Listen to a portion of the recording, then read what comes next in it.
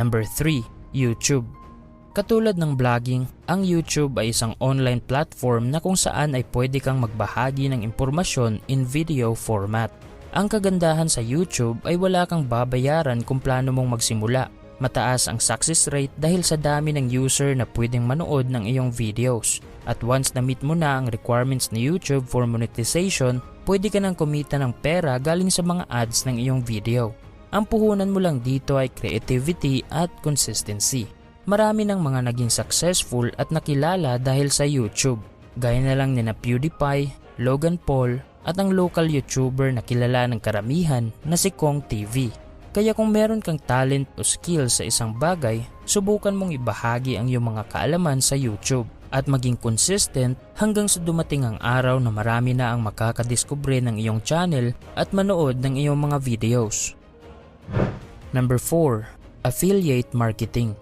Kung natatandaan mo pa ang dropshipping, parehong konsepto lang ang meron sa affiliate marketing. Pero sa halip na profit, komisyon naman ang kikitain mo dito. Ang ideya ng affiliate marketing ay ang pag-promote ng produkto ng isang kumpanya at kapag merong bibili, makakatanggap ka ng small commission. Parang ikaw ang nagsisilbing tulay sa pagitan ng customer at ng kumpanya na nagbebenta ng produkto.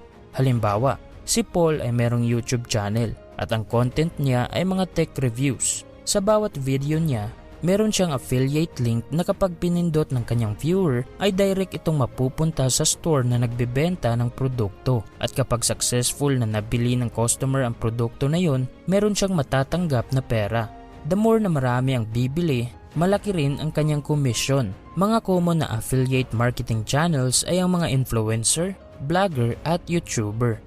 At mga halimbawa naman ng kumpanya na merong affiliate program ay ang Shopee, Clickbank, Lazada, Zalora at Amazon. Number 5. Food Catering.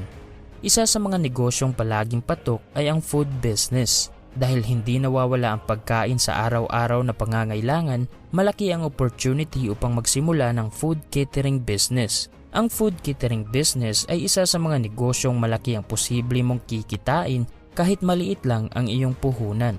At ang maganda pa nito ay una, palaging may demand dahil halos lahat ng tao ay gustong mag-celebrate sa tuwing may okasyon. Pangalawa, pwede kang magsimula sa maliit na kapital. At pangatlo, lalo mo pang mai-explore ang pagluluto. Kaya kung meron kang experience sa food service at magaling ka ring magluto, pwede mong simulan ang negosyong ito. Ang kailangan mo lang na gawin ay bumuo ng business plan at panatilihing maganda ang quality ng iyong mga pagkain. Number 6. Online Selling. Halos lahat ng mga tao ngayon ay meron ng cellphone at tumaas din ang bilang ng mga taong gustong mag-shop online.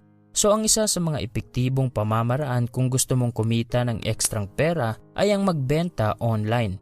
Ang maganda sa online selling ay mas maliit ang kapital sa pag-set up ng online shop. Wala kang babayaran na tauhan dahil internet na ang bahala sa operasyon at walang restriction kung saan at kailan mo gustong magbenta. Dahil ang iyong customers ay worldwide at bukas ang iyong tindahan 24/7. Pero dahil sa taas ng kompetisyon, kailangan mo ring pag-aralan ang online selling at gumawa ng mabuting mga plano kung paano mo patatakbuhin ang iyong negosyo. Merong 4 na bagay ang dapat mong tandaan kung plano mong magbenta online. Una, dapat alam mo kung anong produkto ang iyong ibebenta. Pangalawa, maglaan ka ng panahon para sa iyong marketing strategy, pricing strategy, at kung sino ang iyong mga target customers. Pangatlo, dapat meron kang maaasahan na supplier. At pang-apat, pagplanuhan mo ng mabuti kung anong online selling platform ang gusto mong gamitin sa pagbebenta ng iyong mga produkto. Number 7. Social Media Manager.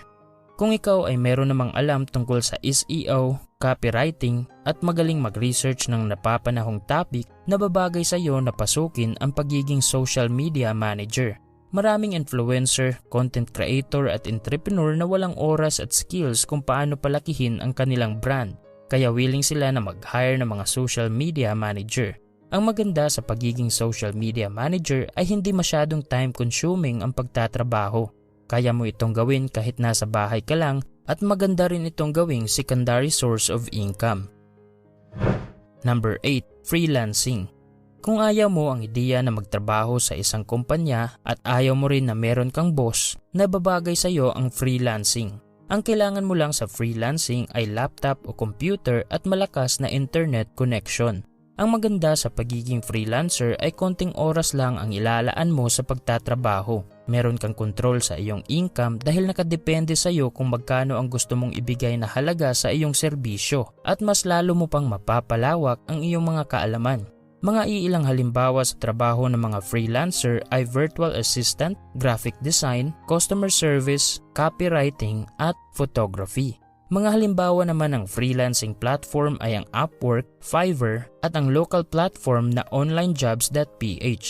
Ang tagumpay sa freelancing ay nakabase sa iyong skills, sa iyong reputasyon at sa quality ng serbisyo na naibibigay mo sa iyong mga client. In conclusion, kung palagi kang kinakapos sa pera at gusto mong ma-increase ang iyong income, kailangan mong maghanap ng ekstrang mapagkikitaan sa labas ng iyong trabaho at magsimulang pasukin ang mundo ng side hustle. So ang 8 side hustles na pwede mong simulan ngayon ay number 1, dropshipping, number 2, blogging, number 3, YouTube, number 4, affiliate marketing, number 5, food catering, number 6, online selling, number 7, social media manager, at number 8, freelancing. Sana ay may natutunan ka sa video natin ngayong araw. Huwag kalimutang mag-subscribe para lagi kang updated sa mga bagong videos namin. I-like, mag-comment, at i-share mo na rin ang videong ito sa iyong mga kaibigan. Maraming salamat sa panunood at sana ay magtagumpay ka.